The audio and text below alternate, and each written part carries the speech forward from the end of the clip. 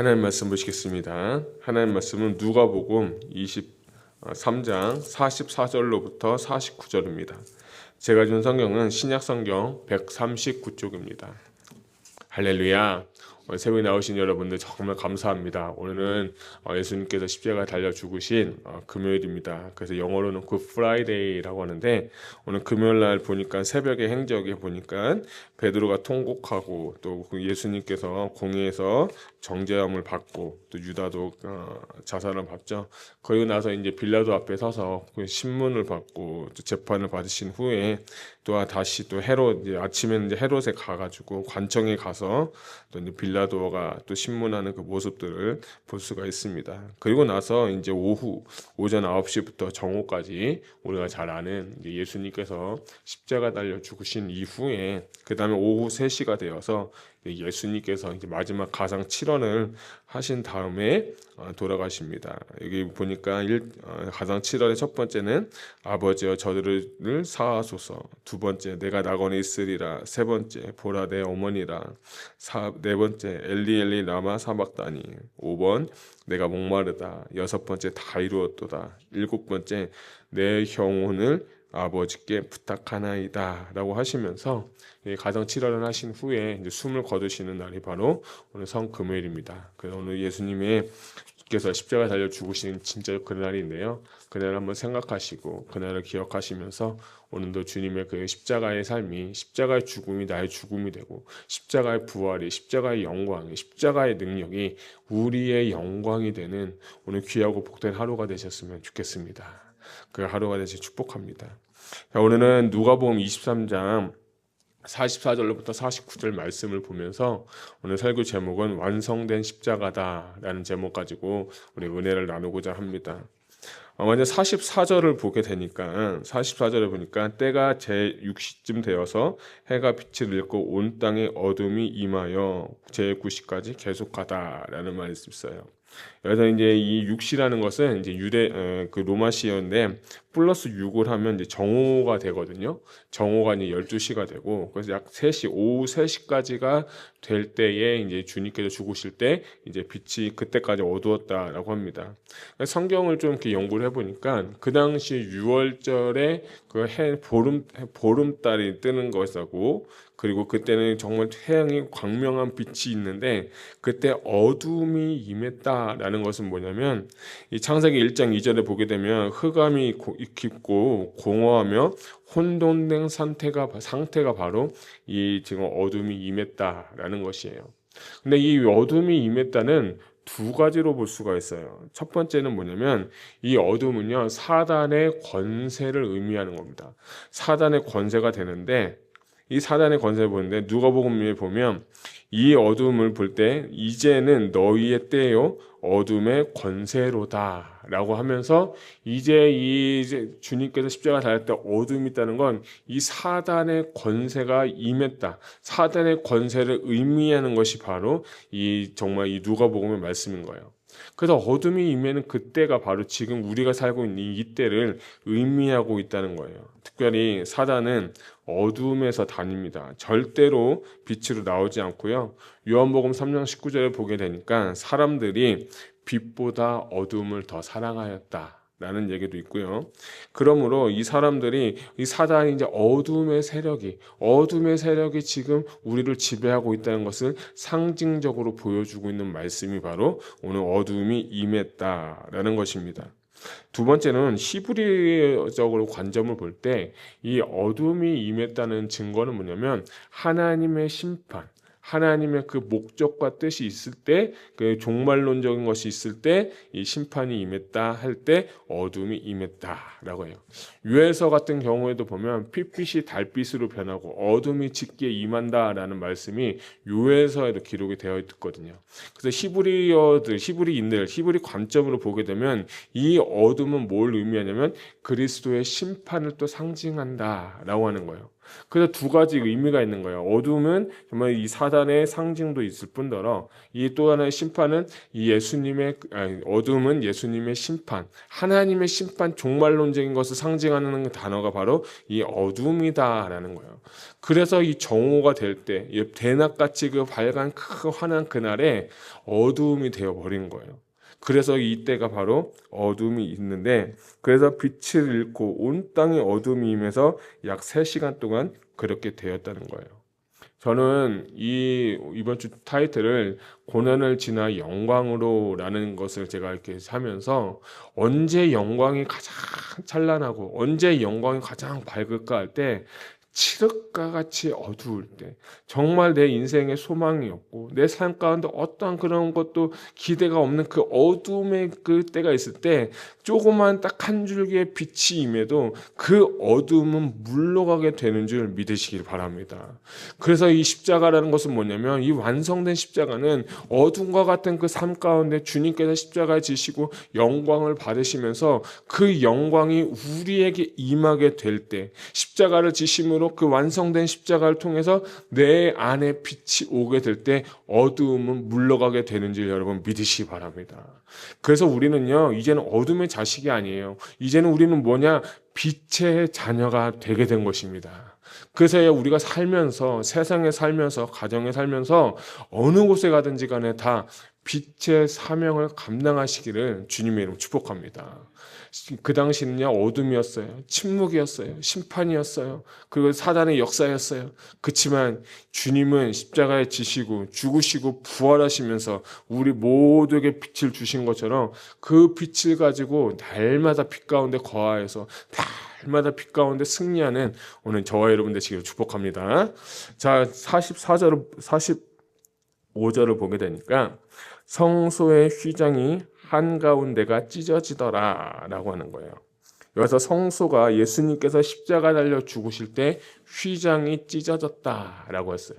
여러분, 제가 이제 코엘 신학교에서 배울 때 이 휘장이, 우리가 구약을 읽으셨지만 휘장을 이렇게 만들 때 실을 한 가닥씩 해서 굉장히 넓고 굉장히 두껍게 만들어요. 그래서 이 휘장이 두께면 약 한 10cm가 되거든요. 그 실 한 가닥으로 해가지고 10cm를 만들면 사람이 아무리 힘을 주어도 이게 찢어질 수가 없는 게 이거예요. 그래서 그 공부할 때 이분들 하는 얘기 뭐냐면, 이 휘장의 가격이 약 1억에서 1억 5천만 원이 될 것이다. 이 이야기를 하시더라고요. 너무 귀하고 너무 좀 아름답고 찬란한데, 그런데 이 단어가 정말 중요한 게 뭐냐면, 휘장이 어떻게 해서 예수님 죽으실 때 반으로 쫙 갈라져서 찢어져 버렸어요. 10cm가 되는 그 두께가, 실록고형 엄청 두꺼운 게 예수님께서 십자가 달렸을 때 휘장이 쫙 찢어졌어요. 이거를 헬라어로 뭐라고 하냐면 스키조라고 하는 거예요. 근데 이 스키조가 언제 쓰였냐면, 예수님께서 세례를 받으시고 그때 하늘이 열리며 라고 할 때, 하늘이 열리다, 오늘 여기서 찢어지다 라는 단어가 뭐냐면 헬라어로 스키조라는 거예요. 이건 무엇을 의미하냐면, 하늘이 열리면서 예수님께서 십자가 달려 죽으시면서 그 성전이 육체가 찢어지는, 성전의 그 휘장이 찢어지는 걸 통해서 이제 구약시대의 구약적인 제사가 끝나게 되고, 이제 우리가 성령 안에서 성령 충만한 사람들이 이제 하나님 보호자 앞으로 갈 수 있는 그 길, 예배의 길, 하나님께 이르는 길, 하나님께 제사하는 길, 하나님 앞에 온전히 마음과 정성을 다해서 예배하는 길을 예수님께서 십자가 달려 죽으시고 휘장이 찢어짐으로 말미암아서 하나님 앞에 나아갈 수 있는 길을 열어 두었다는 거예요. 구약적인 제사는요, 1년에 한 번만 대제사장만 들어갈 수 있는 게 지성소예요. 이제는 예수 십자가의 보혈의 능력으로, 그것으로 우리가 이제 하나님 아버지 보좌 앞으로 이제 누구든지 담대히 나아갈 수 있게 되는 거예요. 그래서 저는 그게 너무 감사한 거예요. 아, 그렇구나. 예수님이 십자가 사역을 통해서 이런 일을 했구나. 제가 저번에 우리 월요일 날도 말씀드린 것처럼, 예수님께서 성전을 정화할 때 이 성전 정화의 그 기능 중에 성전 제사, 성전의 기능 폐지, 제사 기능 폐지하면서 새로운 성전, 새로운 그 예배 모델을 만들어 주셨다고 한 것처럼, 오늘 주님께서 친히 말씀을 하시고 자신이 죽으시고 휘장이 찢어지면서 이제 우리가 그리스도를 통해서 하나님 앞으로 나아가게 되게 된 거예요. 저는 이 하나님께 너무 감사해요. 구원의 길을 열어주신 예수 십자가가 죽으심으로써 내가 하나님 앞에 나아가는 길, 하나님께 이르는 길, 구원의 길, 그 길을 열어주신 우리 하나님께 너무 감사해요. 그런데 저는 이 단어가 예수님께만 쓰여질 거라고 생각을 했는데, 이 단어가 언제 쓰여졌냐면 사도행전 7장 55절부터 56절에 이런 말씀이 있어요. 스데반 사건인데요. 스데반이 성령 충만하여 하늘을 우러러 주목하여 하나님의 영광과 및 예수께서 하나님 우편에 서신 것을 보고 말하되, 보라, 하늘이 열리고 인자가 하나님 우편에 서신 것을 보노라 한데, 그래서 이 사도행전에 보면 스데반이 영안이 열리고 하늘이 열렸을 때도 스데반 때의 그 스키조가 사도행전에 똑같이 쓰인 거예요. 그래서 저는 이걸 보면서 받은 은혜가 뭐냐면, 예수님만 스키조 사건이 일어난 게 아니라 오늘 동일하게도 예수님을 믿고 구원받고 하나님의 영광 가운데 있을 때 나에게도 그 하늘이 열리는 사건이 있게 될 수 있겠구나는 제 마음 가운데 소망이 생겼어요. 여러분, 우리의 삶 가운데 하늘의 문이 열리기를 주님의 이름으로 축복합니다. 내가 아무리 잘하고 아무리 뛰어나고 아무리 노력해도요, 하나님이 열어주시지 않으면 절대 안 되는 거예요. 열면 닫을 자가 없고 닫으면 열 자가 없다고 했어요. 그런데 이 스데반을 통해서 우리에게 주신 은혜는 뭐냐면, 같은 성정, 같은 육신인 사람도 하나님께서 그 하늘의 문이 열릴 때 놀라운 하나님의 역사가 일어나게 된다는 거예요. 저는 그래서 오늘 이 말씀을 붙잡으면서 너무 소망이 생겼어요. 그렇지. 스데반도 이런 사건이 있었다면, 예수님께서 모범을 보이셨다면, 오늘 나에게도, 오늘 우리에게도, 오늘 우리 행복한 교회에게도 이러한 역사가 일어나기를 제 마음까지 소망이 생겼어요. 여러분, 오늘 기도할 때 우리 행복한 교회 가운데 하늘의 문이 열리는 역사가 있기를 소망합니다. 정말 다른 게 아니에요. 진짜 하늘의 문이 열려야 하나님의 은혜가 임하고 하나님의 영광이 임하고 하나님의 그것을 경험하는 그것이 바로 이 장소가 되는 거예요. 예수님께서 십자가 달려 죽으시면서 원하시는 건 뭐냐면, 우리 곳 가운데 하늘의 문이 열려서 모든 자들이, 예수님을 믿는 자들이, 혹여나 오늘 처음 나온 성도님이라 할지라도 하나님 앞으로 나아가는 그 역사, 하늘의 문이 열리는 역사, 하나님의 능력을 경험하는 그 역사가 오늘 이 시간과 이 장소 가운데 일어날 것을 예수 그리스도의 이름으로 선포합니다. 주님께서 그 십자가 달리신 목적이 바로 이건 거예요. 저는 이거 말씀 보면서 진짜 그 일이 일어났으면 좋겠다. 정말 그 일이 딱 한 번만 일어났으면 좋겠다. 아니, 딱 한 번 안 일어날지라도 내 인생 가운데 딱 한 번만 이게 한번 맛보고 싶다. 경험하고 싶다. 저는 이것을 경험하게 됐어요. 왜요? 스데반도 다 했으니까요. 그런데 이사야 64장의 1절에 보면 이런 말씀이 있어요. 오호라, 주여, 이제는 당신이 하늘을 찢고 내려오사 우리에게 나타나소서라는 거예요. 하나님께 강림은 하늘을 찢어버리고 이곳에 강림하시는 거예요. 그 일이 일어났으면 얼마나 좋겠습니까? 하늘을 찢어버리고 우리와 하나님 사이에 막혔던 것이 있다면 그것을 찢어버리고 하늘의 문을 찢어버리고 이곳에 강림하는 그 사건, 이 사건이 우리의 심령에 새겨지게 되면, 우리가 경험하게 되면, 그것을 우리가 알게 되면 내 삶을 변할 수밖에 없는 거예요. 정말 그 일이 일어나기를 소망합니다. 완성된 십자가를 통해서 하늘이 열리는 것이고, 완성된 십자가를 통해서 하늘문이 열리는 경험하는 자에게 놀라운 하나님의 은혜와 축복이 쏟아져 넘칠 줄 저는 믿습니다. 그래서 완성된 십자가는요, 어떻게 보면 소망인 거예요. 어떻게 보면요, 능력인 거예요. 그 능력을 경험하시기를 축복합니다. 46절 보게 되면 예수께서 큰 소리로 불러 이르시되, 아버지, 내 영혼을 아버지 손에 부탁하나이다 하고 이 말씀을 하신 후 숨지시니라 라고 하는 거예요. 이 46절 9절은 시편 31절 5절에 이런 말씀이 있어요. 내가 나의 영을 주의 손에 부탁하나이다. 진리의 하나님 여호와여 나를 속량하셨나이다 라고 하면서, 이 정말 십자가를 통과한 사람, 십자가를 경험한 사람의 고백이 뭐냐면, 온전히 하나님 앞에 내 자신을 내어드리는 겁니다. 하나님 앞에 내 생각도 아니고 내 경험도 아니고 내 뜻을 관철하는 게 아니라 이제 십자가에 죽으시면서 마지막으로 주님께서 하신 말씀은 뭡니까? 아버지 내 영혼을 주님께 맡깁니다 라는 거예요. 이거는요 정말 쉬운 고백이 아니고 정말 이것은 아무나 하는 고백도 아닌 것 같아요. 그럼에도 불구하고 이 예수님은 가난하고 눌린 자를 해방하고 인류의 모든 짊어지고 고난받는 종으로서 모든 사역을 완수하고 난 뒤에 자신의 영혼을 아버지께 드리고 아버지 손에 의탁했어요.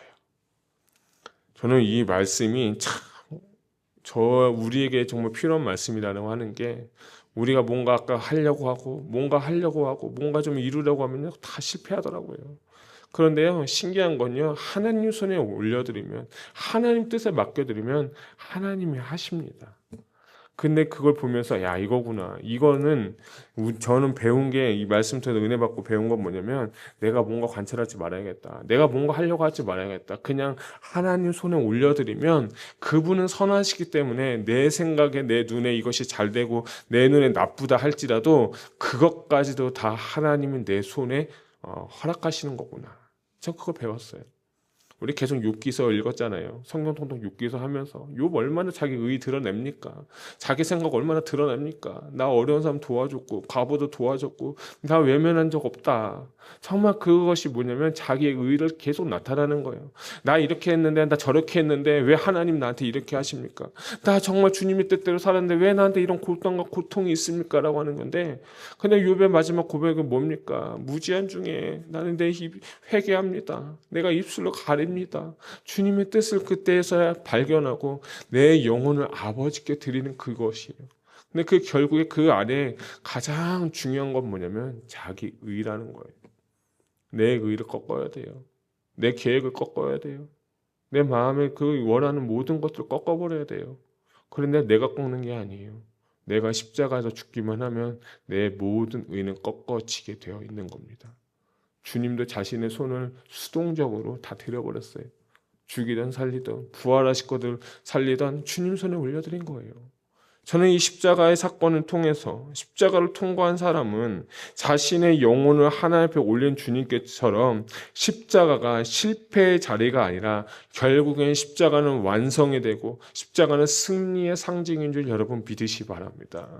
오늘 딱 하루만이라도요 모든 걸 주님 손에 한번 올려보세요. 주님 손에 한번 의탁해 보세요. 예수님께 한번 의탁해 보시고 하나님께 한번 의탁해 보세요. 그분이 나한테 어떤 일을 하신다 할지라도 내가 그것을 감당하겠습니다. 그것을 내가 온전히 겸허히 받아들이겠습니다 하는 그 마음이 365일 동안 못한다 할지라도 오늘 주님께서 받으신 그 마음처럼 주님께서 행하신 그것처럼 우리도 그런 삶을 살아가시기를 축복합니다.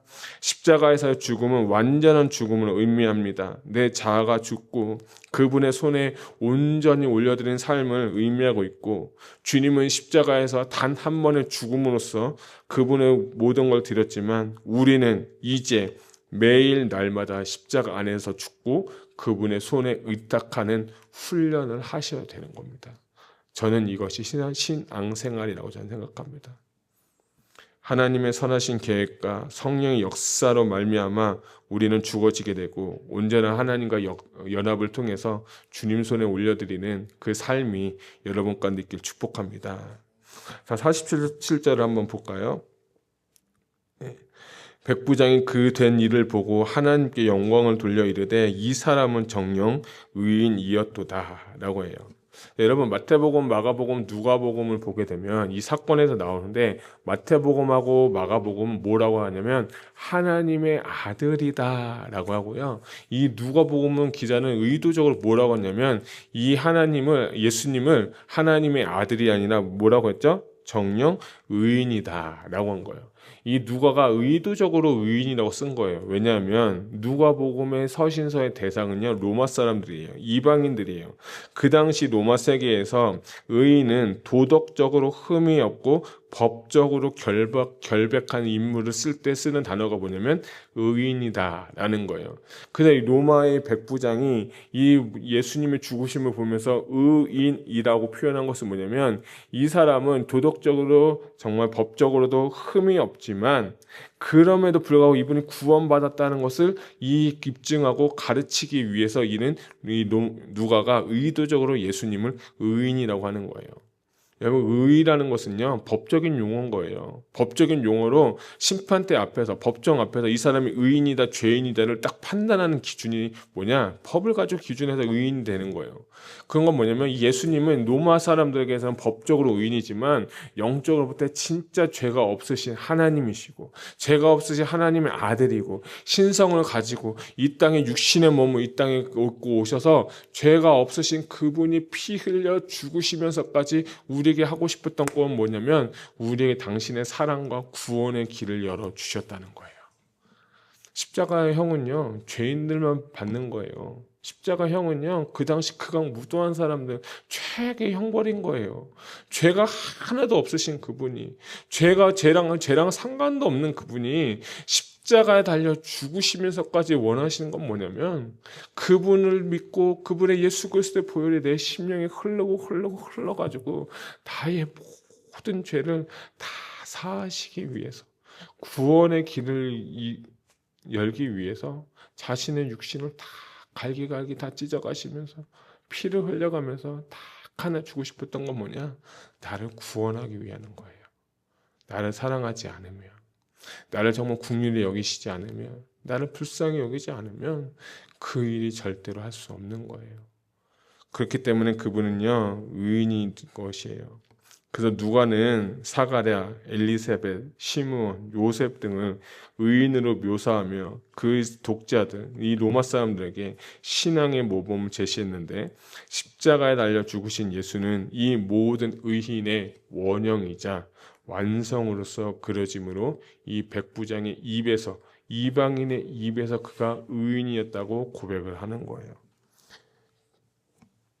근데 저는 47절 상반부를 보게 되면 그 백부장이 그된 일을 보고 하나님께 영광을 돌렸더라 라는 단어가 좀 제 마음까지 참 와닿았어요. 이방인의 입에서, 예수님을 믿지 않는 그 사람의 입에서 하나님께 영광을 돌렸다는 거예요. 저는 이 이 고난중을 보면서 진짜 영광은 무엇일까라고 생각했어요. 어제도 제가 잠깐 말씀을 드렸지만 진짜 영광은 내가 그리스도와 하나 되고 십자가에 내가 죽고 십자가와 나와 동행하는 그 사건이 있을 때 그것이 바로 영광이구나. 더 나아가서 예수님이 십자가에서 당신의 사명을 이루어서 하나님께 영광을 돌리셨듯이 하나님께서 각 사람 마음 가운데 주시는 그 사명, 각 사람 마음 가운데 주셨던 그 비전을 완수하게 될 때야 비로소 하나님께 영광을 돌릴 수 있겠구나 하는 것을 제가 발견하게 됐어요. 여러분, 제가 한번 질문해 볼까요? 여러분의 사명은 무엇입니까? 여러분, 마지막 때 지금 왜 하나님께서 이 땅에서 지금 살게 해주신 목적과 뜻은 과연 무엇입니까? 저는 그걸 발견했으면 좋겠어요.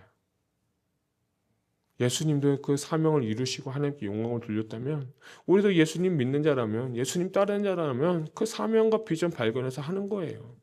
여러분, 예수님께서 사명을 이루어서 하나님께 영광을 돌렸다면 나에게 주신 사명과 그 비전이 있다면 그것을 반드시 이루시고 하나님께 영광을 돌리는 저와 여러분 되시기를 축복합니다.